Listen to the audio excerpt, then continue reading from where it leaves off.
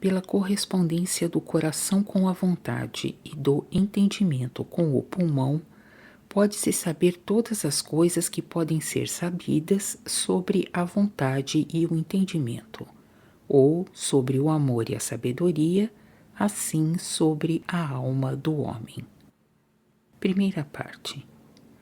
No mundo erudito, há muitos que se esforçaram na pesquisa da alma, mas como nada sabiam do mundo espiritual, nem do estado do homem depois da morte, nada puderam senão construir hipóteses, não sobre o que é a alma, mas sobre a operação da alma no corpo. Sobre o que é a alma não puderam ter outra ideia senão a que tem de alguma coisa muito pura no éter, e sobre o continente da alma, senão a ideia que tem do éter. Sobre este assunto, entretanto, não ousaram publicar senão poucas coisas, com receio de atribuir à alma algum natural, sabendo que a alma é espiritual. Ora, como conceberam a alma assim, e como, entretanto, lhes era conhecido que a alma opera no corpo, e aí produz todas as coisas que se referem aos sentidos e ao movimento, eis porque, como foi dito, se esforçaram na pesquisa da operação da alma no corpo, que dizem ter lugar, uns por influxo, outros por harmonia. Mas como desta maneira nada foi descoberto a que pudesse aquecer uma mente que quer ver se a coisa é assim, me foi dado em consequência conversar com os anjos e ser ilustrado sobre este assunto por sua sabedoria. Por esta sabedoria, soube que a alma do homem, que vive depois da morte, pertence ao espírito do homem, que este espírito é homem em uma forma perfeita, que a alma do espírito é a vontade e o entendimento, que a alma da vontade e do entendimento é o amor e a sabedoria que procedem do Senhor, que é este amor e esta sabedoria que fazem a vida do homem, a qual vem do Senhor só, e que o Senhor, a fim de que seja recebido pelo homem, fez com que a vida aparecesse como pertencendo ao homem. Mas, receando que o homem se atribuísse a vida como sua e assim se privasse da recepção do Senhor, o Senhor também ensinou que tudo o que pertence ao amor, que se chama bem, e tudo o que pertence à sabedoria, que se chama vero, procedem dele, e que coisa alguma do bem, nem do vero, vem do homem, e que, como estes dois são a vida, tudo que pertence à vida, que é vida, procede dele.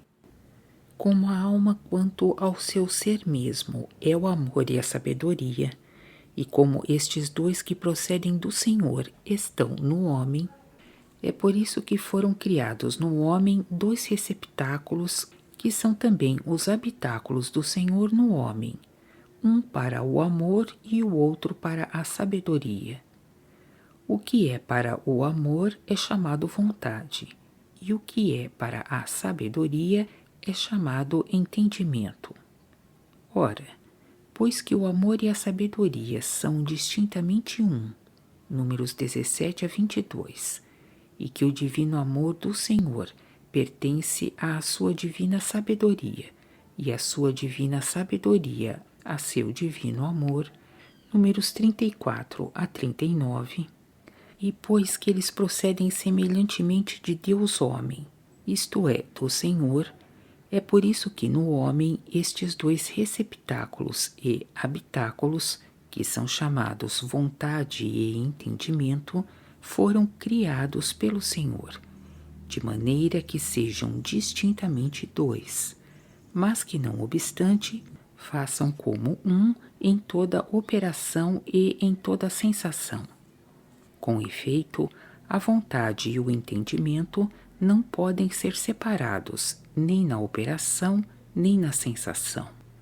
Mas que o homem possa se tornar receptáculo e habitáculo, foi preciso estabelecer, pela necessidade do fim, que o entendimento do homem poderia ser elevado acima do próprio amor do homem a alguma luz da sabedoria, em cujo amor não está, e por isso ver e aprender como deve viver, a fim de entrar também nesse amor e gozar assim da beatitude pela eternidade. Ora, como o homem abusou da faculdade de elevar o entendimento acima de seu próprio amor, destruiu assim nele o que podia ser receptáculo e habitáculo do Senhor, isto é, do amor e da sabedoria procedente do Senhor, fazendo a vontade habitáculo do amor de si e do amor do mundo, e o entendimento habitáculo das confirmações destes amores. Vem daí que estes dois habitáculos, a vontade e o entendimento, tenham se tornado habitáculos do amor infernal, e por confirmações por este amor, os habitáculos do pensamento infernal, que é reputado como sabedoria no inferno. Se o amor de si e o amor do mundo são amores infernais, e se o homem pôde entrar nestes dois amores e assim destruir a vontade e o entendimento nele, é porque o amor de si e o amor do mundo são celestes por criação, pois são os amores do homem natural que servem aos amores espirituais, como as fundações servem às casas. Com efeito, pelo amor de si e o amor do mundo, o homem quer bem a seu corpo, quer ser alimentado, ser vestido, ser alojado, prover a sua casa, procurar empregos em vista dos usos, e mesmo ser honrado conforme a dignidade da função que desempenha, por causa da obediência. Quer também pelos prazeres do mundo se divertir e recrear, mas quer todas estas coisas para um fim, que deve ser o uso, pois por elas fica em estado de servir o Senhor e de servir o próximo. Mas quando o amor de servir o Senhor e de servir o próximo é nulo, e que não há senão o amor de servir a si mesmo pelo mundo, então, de celeste, o amor se torna infernal, pois faz com que o homem mergulhe sua mente e seu ânimos, mente inferior, em seu próprio, que, em si, é todo o mal. Ora, a fim de que o homem não esteja pelo entendimento no céu, como o pode, e pela vontade no inferno, e a fim de que não tenha assim uma mente dividida, todas as coisas do seu entendimento que estão acima de seu próprio amor são, em consequência, afastadas depois da morte. Daí resulta que a vontade e o entendimento em todos agem por fim como um. Naqueles que estão no céu, a vontade ama o bem e o entendimento pensa o vero. Mas naqueles que estão no inferno, a vontade ama o mal e o entendimento pensa o falso.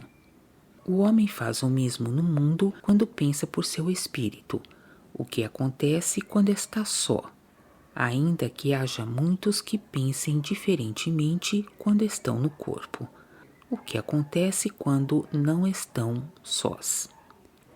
Se pensam então de outro modo, é porque elevam seu entendimento acima do próprio de sua vontade ou acima do amor de seu espírito. Estes detalhes foram dados a fim de que se saiba que a vontade e o entendimento são duas coisas distintas e que, entretanto, foram criados para agirem como um, e que são levados a agir como um, se não antes, ao menos depois da morte. Ora, pois que o amor e a sabedoria, e por conseguinte a vontade e o entendimento, são o que é chamado a alma, e que no que segue é preciso dizer como a alma age no corpo, e aí opera tudo, e pois que isso pode ser conhecido pela correspondência do coração com a vontade e do pulmão com o entendimento, eis por consequência o que esta correspondência revela. 1. O amor ou a vontade é a vida mesmo do homem. 2. O amor ou a vontade está continuamente no esforço para a forma humana e para tudo que pertence à forma humana. 3. O amor ou a vontade não pode, por sua forma humana, fazer alguma coisa sem um casamento com a sabedoria ou o entendimento. 4. O amor ou a vontade prepara a casa ou o leito nupcial para sua futura esposa, que é a sabedoria e o entendimento. 5. O amor ou a vontade prepara também tudo em sua forma humana a fim de poder agir conjuntamente com a sabedoria ou o entendimento. 6. Quando as núpcias foram feitas, a primeira conjunção existe pela afeição de saber, donde resulta a afeição do vero. 7. A segunda conjunção existe pela afeição de compreender, de que resulta a percepção do vero. 8. A terceira conjunção existe pela afeição de ver o vero, de que resulta o pensamento. 9. O amor ou a vontade, por estas três conjunções, está na vida sensitiva e na vida ativa. 10. O amor ou a vontade introduz a sabedoria ou o entendimento em todas as partes de sua casa. 11. O amor ou a vontade nada faz senão em conjunção com a sabedoria ou o entendimento. 12. O amor ou a vontade se conjunta à sabedoria ou ao entendimento e faz com que a sabedoria ou o entendimento seja reciprocamente conjunto. 13. A sabedoria ou o entendimento, pelo poder que lhe dá o amor ou a vontade, pode ser elevado e receber as coisas que são da luz procedendo do céu, e as perceber. 14.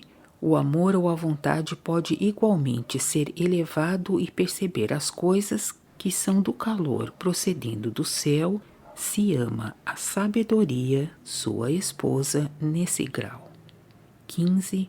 De outro modo, o amor ou a vontade retira de sua elevação a sabedoria ou o entendimento para que haja como um com ele. 16.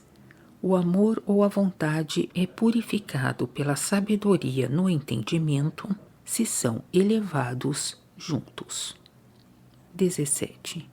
O amor ou a vontade é enodoado no entendimento e pelo entendimento, se não são elevados juntos. 18. O amor purificado pela sabedoria no entendimento torna-se espiritual e celeste. 19. O amor manchado no entendimento e pelo entendimento torna-se natural e sensual. 20. Não obstante, resta a faculdade de compreender, que é chamada racionalidade, e a faculdade de agir, que é chamada liberdade. 21. O amor espiritual e celeste é o amor em relação ao próximo e o amor para com o Senhor. E o amor natural e sensual é o amor do mundo e o amor de si. 22. Dá-se com a caridade e a fé e com sua conjunção, como com a vontade e o entendimento e com a sua conjunção. 1. O amor ou a vontade é a vida mesma do homem. É uma consequência da correspondência do coração com a vontade, ver acima números 378 a 381. Pois assim como o coração age no corpo, assim a vontade age na mente, E assim, como todas as coisas do corpo dependem do coração quanto à existência e quanto ao movimento, assim também todas as coisas da mente dependem da vontade quanto à existência e quanto à vida. Se diz da vontade, mas entende-se do amor, pois a vontade é o receptáculo do amor e o amor é a vida mesma. Ver acima números 1, 2 e 3. E o amor, que é a vida mesma, vem do Senhor só. Que pelo coração e sua expansão no corpo, pelas artérias e as veias, possa-se saber que o amor ou a vontade é a vida do homem, é porque as coisas que se correspondem agem da mesma maneira, com esta diferença que uma é natural e a outra espiritual. Como o coração age no corpo, vê-se claramente pela anatomia. Por exemplo, nisto, que tudo vive ou é submetido à vida aí onde o coração age pelos vasos que saem dele, e que nada vive aí onde o coração não age por seus vasos. E além disso, o coração é o primeiro e o último que age no corpo. Que seja o primeiro, vê-se pelos embriões, que seja o último, vê-se pelos agonizantes, e que ele haja sem a cooperação do pulmão, vê-se pelos que estão sufocados e por aqueles que estão em desfalecimento. Por isso é evidente que, como a vida do corpo, vida secundária, succenturiata, depende do coração só, assim também a vida da mente depende da vontade só, e que a vontade vive quando o pensamento cessou, do mesmo modo que o coração vive quando a respiração cessou. Assim como se vê ainda claramente pelos embriões, os agonizantes, os sufocados e os que estão em desfalecimento. De tudo isso resulta que o amor ou a vontade é a vida mesma do homem. 2. O amor ou a vontade está continuamente no esforço para a forma humana e para tudo que pertence à forma humana. Isso é evidente pela correspondência do coração com a vontade. Com efeito, sabe-se que todas as coisas do corpo são formadas no útero, e que são formadas por fibras partindo do cérebro e por vasos sanguíneos partindo do coração, e que as contexturas de todos os órgãos e de todas as vísceras são feitas por estas fibras e por estes vasos. Por isso é evidente que todas as coisas do homem tirem da vida da vontade, que é o amor, sua existência segundo seus princípios procedentes dos cérebros pelas fibras, e que todas as do corpo tiram do coração sua existência pelas artérias e pelas veias. Por isto vê-se bem claramente que a vida, que é o amor, e por conseguinte a vontade, está continuamente no esforço para a forma humana. E como a forma humana se compõe de todas estas coisas que estão no homem, segue-se que o amor ou a vontade está em um contínuo esforço e uma contínua tendência para formar todas estas coisas. Se o esforço e a tendência são para a forma humana, é porque Deus é homem, e que o divino amor e a divina sabedoria são a sua vida, donde procede tudo o que pertence à vida. Cada um pode ver que, se a vida, que é o homem mesmo, não agisse naquilo que não é a vida, não teria podido ser formada alguma coisa tal como o que está no homem, no qual há milhares de partes que fazem um, e tendem unanimemente para a imagem da vida de que procedem, a fim de que o homem possa tornar-se seu receptáculo e habitáculo. Por isso pode-se ver que o amor e, pelo amor, a vontade, e pela vontade o coração, estão continuamente no esforço para a forma humana. 3. O amor ou a vontade não pode, por sua forma humana, fazer coisa alguma sem um casamento com a sabedoria ou o entendimento. Isto também é evidente pela correspondência do coração com a vontade. O homem embrião vive pelo coração, mas não pelo pulmão, porque então o sangue não corre do coração para o pulmão e não dá ao pulmão a faculdade de respirar, mas corre por uma abertura para o ventrículo esquerdo do coração. É por isso que o embrião não pode então mover parte alguma do corpo, pois está como que enfaixado, e nada pode sentir, pois os órgãos dos sentidos estão fechados. Dá-se o mesmo com o amor ou a vontade, pelo qual, entretanto, ele vive, mas no obscuro, isto é, sem a sensação e sem ação. Mas desde que o pulmão é aberto, o que se faz pelo nascimento, então começa a sentir e a agir, e igualmente a querer e a pensar.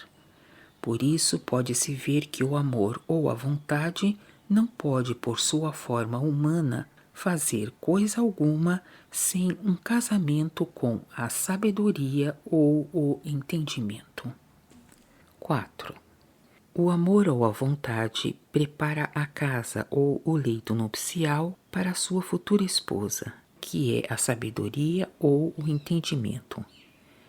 No universo criado e em cada uma de suas partes, há o casamento do bem e do vero.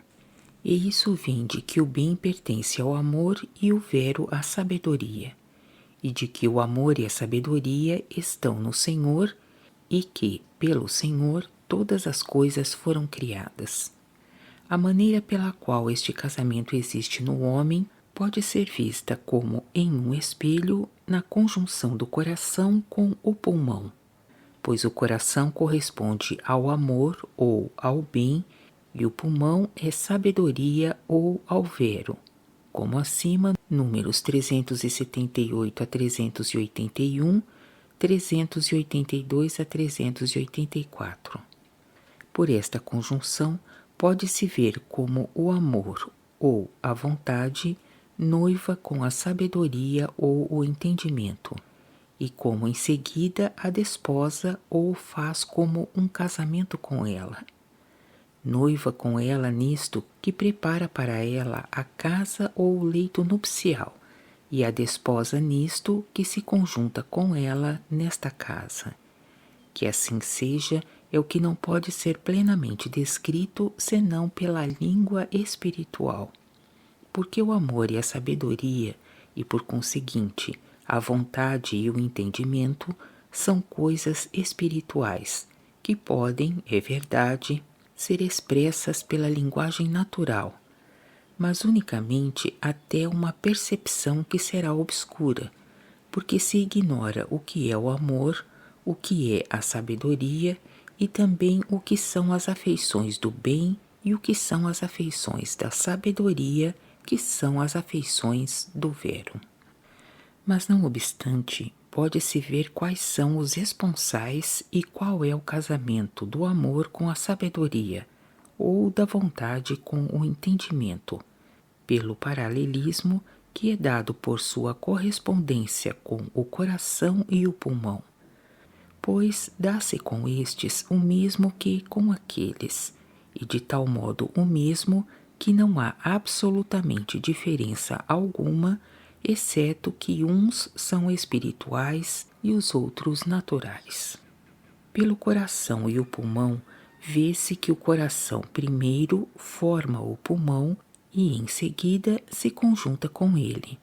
Forma o pulmão no embrião e se conjunta com ele depois do nascimento. O coração faz isso em sua casa, que é chamada peito, onde está seu quarto nupcial, separado das outras partes do corpo por um septo, que é chamado diafragma, e por um invólucro, que é chamado pleura. Dá-se o mesmo com o amor e a sabedoria, ou com a vontade e o entendimento. 5. O amor ou a vontade prepara também tudo na forma humana, a fim de poder agir conjuntamente com a sabedoria ou o entendimento.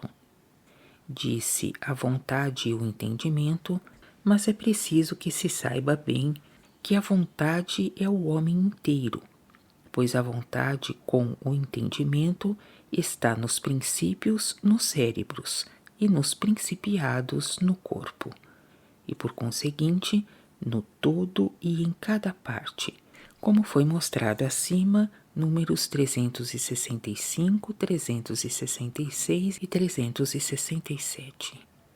Por isso pode-se ver que a vontade é o homem inteiro quanto a forma mesma, tanto a forma comum como a forma de cada uma das partes, e que o entendimento é seu companheiro como o pulmão o é do coração. Guardem-se de fazer da vontade uma ideia como de uma coisa separada da forma humana, pois é a mesma coisa que esta forma.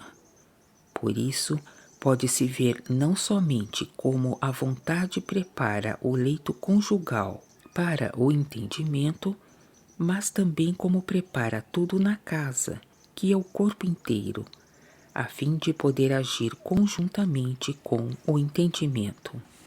Faz estes preparativos de maneira que todas e cada uma das partes do corpo sejam conjuntas ao entendimento como o são com a vontade, ou que todas e cada uma das partes do corpo estejam sob a dependência do entendimento como estão sob a dependência da vontade. Como todas e cada uma das partes do corpo foram preparadas para a conjunção com o entendimento, do mesmo modo que, com a vontade, não se pode ver senão como em um espelho ou em uma imagem pela ciência anatômica no corpo. Por ela, sabe-se como todas as coisas no corpo estão reunidas em conjunto, de sorte que, quando o pulmão respira, todas e cada uma são postas em movimento em todo o corpo pela respiração do pulmão, quando o são também pela pulsação do coração. Pela anatomia, sabe-se que o coração está conjunto ao pulmão pelas aurículas e que estas prolongam-se nos interiores dos pulmões, e também que todas as vísceras do corpo estão conjuntas por ligamentos com a câmara do peito, e de tal modo conjuntas que quando o pulmão respira, todas e cada uma, no comum e na parte, recebem alguma coisa do movimento respiratório. Com efeito, quando o pulmão se enche, as costelas estendem o tórax, a pleura se dilata e o diafragma se estende, e com eles todas as partes inferiores do corpo, que estão reunidas em conjunto pelos ligamentos provenientes deles, recebem alguma ação pelas ações pulmonares. Não direi mais do que isso, com receio de que aqueles que não são versados na ciência anatômica caiam na obscuridade sobre este assunto pela ignorância dos termos desta ciência. Consulta unicamente anatomistas instruídos e hábeis. Pergunta-lhes se todas as partes no corpo inteiro, desde o peito até a parte mais baixa, não foram de tal modo ligadas em conjunto que, quando o pulmão se enche pela respiração, todas e cada uma são compelidas a uma ação sincrônica com a ação pulmonar. Por aí vê-se, portanto, claramente que conjunção do entendimento foi preparada pela vontade com todas e cada uma das partes da forma humana. Procura unicamente com cuidado os enlaçamentos, examina-os com olho anatômico e, em seguida, conforme os enlaçamentos, considera sua cooperação com o pulmão respirando e com o coração. E, por fim, em lugar do pulmão, supõe o entendimento e em lugar do coração a vontade, e tu verás. Continua na segunda parte.